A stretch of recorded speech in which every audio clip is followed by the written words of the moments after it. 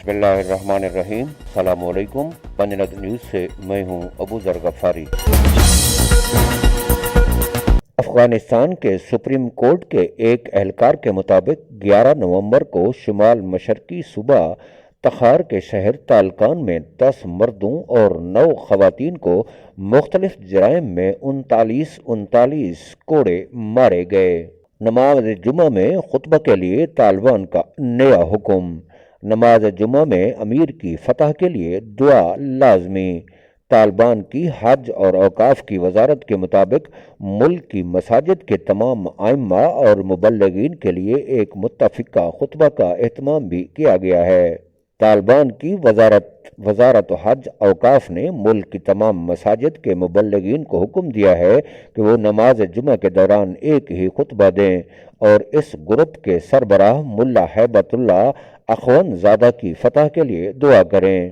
جمعہ کے خطبہ میں آداب اور مستحبات ہیں، جن میں سے ایک امیر اور حاکم وقت کے لیے نیک دعا، اس کی ثابت قدمی اور اپنے دشمنوں پر فتح ہے۔ طالبان کی وزارت حج اوقاف نے مذہبی روایات کا حوالہ دیتے ہوئے دعویٰ کیا ہے کہ صحابہ کے دور میں سلطان اور حکمران کے لیے دعائیں کی جاتی تھیں اور افغانستان کے آخری بادشاہ ظاہر شاہ کے دور میں بھی اس کے لیے خطبات میں دعائیں ادا کی جاتی تھیں۔ بیان میں مزید کہا گیا ہے کہ اس کے علاوہ خلافت عثمانیہ کے دوران خطبات میں عثمانی خلیفہ کے لیے دعائیں مانگی جاتی تھیں۔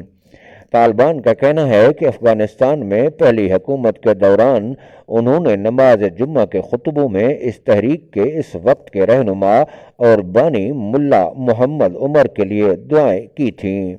طالبان کی حج و اوقاف کی وزارت کے مطابق وزارت ہدایات حج و اوقاف نے ملک کی مساجد کے تمام ائمہ اور مبلغین کے لیے ایک متفقہ خطبہ کا اہتمام کیا ہے، جس میں خطبہ کے ستون، روایات اور آداب کو دیکھا گیا ہے اور اسے امارات اسلامیہ افغانستان کی اتھارٹی نے منظور کیا ہے۔ اس وزارت نے دلیل دی ہے کہ ایک ہی خطبہ اتحاد کی نمائندگی کرتا ہے۔ افغانستان کی پچھلی حکومت میں وزارت حج اوقاف کے خلاف تنقید کی گئی تھی، جو تمام مساجد اور دینی مدارس کا انتظام اور کنٹرول کرنے کی صلاحیت نہیں رکھتی تھی۔ کئی بار بعض مساجد اور دینی مدارس میں سابق حکومت کے خلاف جنگی فتوے جاری کیے گئے۔ طالبان نے اپنے سابقہ دور حکومت میں ابھی دور حکومت میں اپنے مخالفین کی آواز کو خاموش کرنے کے لیے نماز جمعہ کے موقع پر بعض اماموں اور مساجد کے مبلغین کو ممبر پر آنے سے منع کر دیا ہے اور یہ سلسلہ بدستور جاری ہے۔ طالبان نے گزشتہ ہفتے کابل میں اعلان کیا تھا کہ انہوں نے فقہ حنفی کی بنیاد پر بیک وقت اذان نشر کرنے کے لیے 400 لاؤڈ سپیکر نصب کیے ہیں، تاہم اس فیصلے کے بارے میں اہل تشیع کا رد عمل ابھی واضح نہیں ہوا۔ افغان نیشنل ٹیلی ویژن نے، جو کہ طالبان کے کنٹرول میں ہے، خبر دی ہے کہ طالبان کابل شہر میں مساجد کی تعداد بڑھانے کی کوشش کر رہے ہیں۔ 15 اگست 2021 کو طالبان نے اشرف غنی حکومت کا تختہ الٹ کر اقتدار پر قبضہ کر لیا تھا۔ اس دوران طالبان نے دینی مدارس قائم کرنے اور مساجد کی تعداد بڑھانے کی کوشش کی ہے اور افغانستان کی یونیورسٹیوں میں اسلامی تعلیم کے اوقات بڑھا دیے ہیں۔ طالبان اسلامی شریعت کے نفاذ کو اپنی حکومت کا بنیادی ہدف سمجھتے ہیں اور اس فریم ورک میں انہوں نے انفرادی اور سماجی آزادیوں پر سخت پابندیاں عائد کر رکھی ہیں۔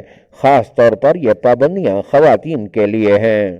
افغانستان کی سپریم کورٹ کے ایک اہلکار کے مطابق 11 نومبر کو شمال مشرقی صوبہ تخار کے شہر تالکان میں 10 مردوں اور 9 خواتین کو مختلف جرائم میں 39 کوڑے مارے گئے۔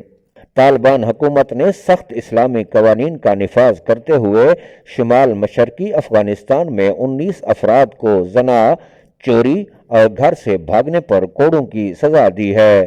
اس بات کا اعلان اتوار کو ملک کی سپریم کورٹ نے کیا، جو سرکاری طور پر ان سزاؤں کی بحالی کی پہلی تصدیق ہے۔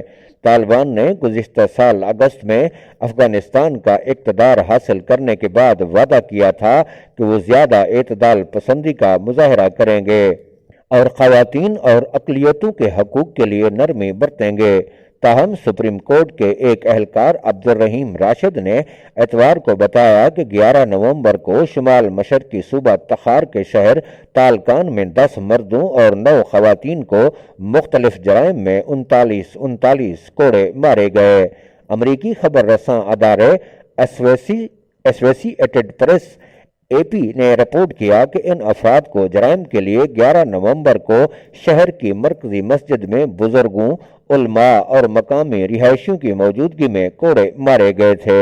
طالبان کے ترجمان نے 17 نومبر کو کہا تھا کہ وہ اسلامی قانون یا شریعت کی اپنی سخت تشریح پر قائم رہیں گے۔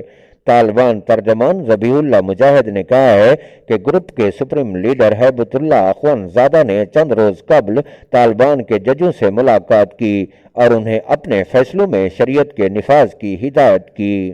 سوشل میڈیا پر گزشتہ سال اگست کے بعد سے کئی بار ایسی تصاویر اور ویڈیوز سامنے آتی رہی ہیں جن میں طالبان کی جانب سے لوگوں کو سزا دیتے ہوئے دکھایا گیا ہے، لیکن سپریم کورٹ کے بیان نے ان خدشات کی تصدیق کر دی ہے کہ طالبان افغانستان میں شریعت کی سخت سزاؤں کے بارے میں سنجیدہ ہیں۔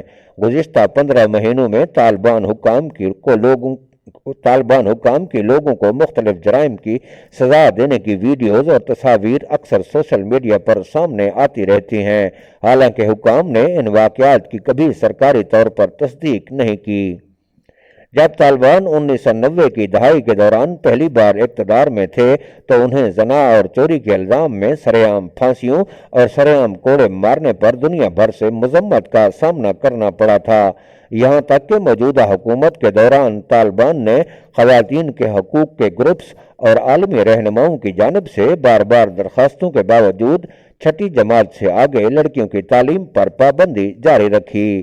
دریں اثنا سپریم کورٹ کے عہدیدار نے ایک بیان میں کہا کہ جن 19 افراد کو کوڑے مارے گئے تھے انہیں سزا سنانے سے پہلے 2 عدالتوں میں اپنا موقف پیش کرنے کا موقع فراہم کیا گیا تھا۔ یہ واضح نہیں ہے کہ کوڑوں کی سزا ملنے کے بعد ان 19 افراد کے ساتھ بعد میں کیا سلوک کیا گیا۔ خواتین پر تعلیم کی پابندی اگر اسی طرح جاری رہی تو شاید کچھ عرصے کے بعد طالبان کو خواتین کے علاج کے لیے کوئی ڈاکٹر یا نرس میسر نہیں ہوگی۔ یہ تھیں اب تک کی اہم خبریں۔ اسی کے ساتھ ہی ابو ذر غفاری کو اجازت دیجیے، اپنا خیال رکھیے گا۔ اللہ حافظ۔ افواج پاکستان زندہ باد، پاکستان پائندہ باد۔